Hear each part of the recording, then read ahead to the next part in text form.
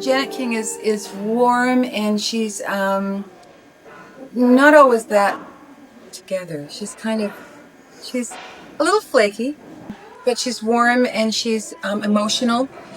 She's not a proper Anglo-Saxon type of. She has emotions. She's up and down. She's not consistent. She makes mistakes. The feeling I get that the audience has for the King family is an intimacy. They feel they know us all very well. I think they identify with certain characters that we play. I think in some odd sort of way they watch for how we handle certain situations in the King family. Actually, it's very strange. People look at me for a long time and they say, "I went to school with you." Or on the grocery lineup, they say, "We met at a party." There's not a store that I go into where people haven't said, "I've waited on you before." People don't recognize me as readily as Aunt Janet because often because I look different in real life, maybe. So they think they know me from somewhere else, and then when I do tell them I'm on the road to Avonlea, they say, "And what you play? I'll play the mom." Right, you play the mom, and it's just amazing because they say right, and then they bring their kids around and say, "This is the mom on the road to Avonlea." As actors, I feel we communicate quite well. I think that after a while, you begin to realize how each actor works, what their process is, so that you recognize that you're communicating sometimes when to an outsider it may not look like you're communicating at all. There's a certain amount of tension involved in the communication sometimes because it's very hard to make a request without it sounding like it all has to do with you. I'm generally pretty adaptable that way. Maybe that's not a good thing. I tend to let the other actor do what they need to do, and then I just respond to what they're doing, unless it's like really crucially important to me. I probably wouldn't do that on stage, but I do it on television. Because when I read scripts that affect me emotionally, I weep copiously at home. And I can hardly get the words out if I'm reading the script aloud. And then when you come in, it's almost impossible to capture that moment. And then you realize that what you're often doing is that, in fact, in real life, if that thing were happening to you, you wouldn't cry. You would hold everything inside. And but the first time you read the script, you were reading it as an outsider, and so you responded the way an outsider will when they watch the scene. So that often it's really not up to the actor to cry. It's up to the actor to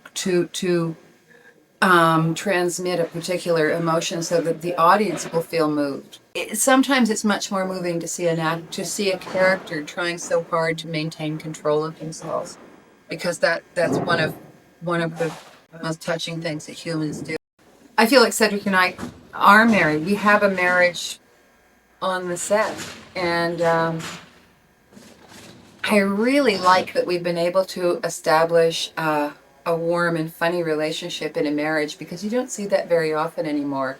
And frankly, I think that a lot more people have warm, funny relationships than you see on television. So often relationships are portrayed as dreadful and full of angst and sorrow and hidden agendas. And in fact, a lot of people have pretty happy home lives. I like to think that anyway.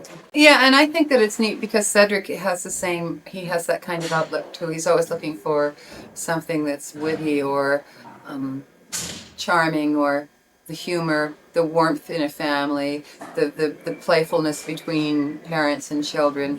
I think we're pretty comfortable in looking for that. There have been times when we haven't communicated well at all, and I haven't responded to his playfulness, or I haven't responded to his complaints or his fault finding or whatever, and I have just all of a sudden something in my head has gone, no. And I think that sometimes he's seen that as a closing off, which in fact it was. Then we've had perhaps a breakdown in communication. That hasn't happened for a long time. The set of Avonlea is incredibly harmonious, I would say. And I think that the cast can take a great deal of the credit for that, in fact. I'd like to say that because it's true. Because you're dealing with people who are professionals and they've been in the business a long time and they've taken a lot of knocks and whatever, and they have a lot invested in their roles, but they don't have a lot invested in themselves. And there's a remarkable lack of ego in that particular kind of way on this set. And there's more of an interest in how we make the script work. I think maybe if you're doing, it's like if you're going to separate from someone, so you have a fight just before you separate so that it makes a separation easier. I think maybe that might filter into the acting process sometimes on a set. Some people need to have that kind of energy. They need to have a combativeness. They need to have something they're fighting against before they can actually produce. If you're caught up in that with an actor who likes to work that way, then you kind of do it. You give them, if they goad far enough, you respond, and then maybe that's what they need, and it leaves both of you exhausted, but perhaps it gives them whatever they need to do a scene. If it's part of somebody's working process, it could get really tedious, though, if it were a daily occurrence. Who in your life are your heroes?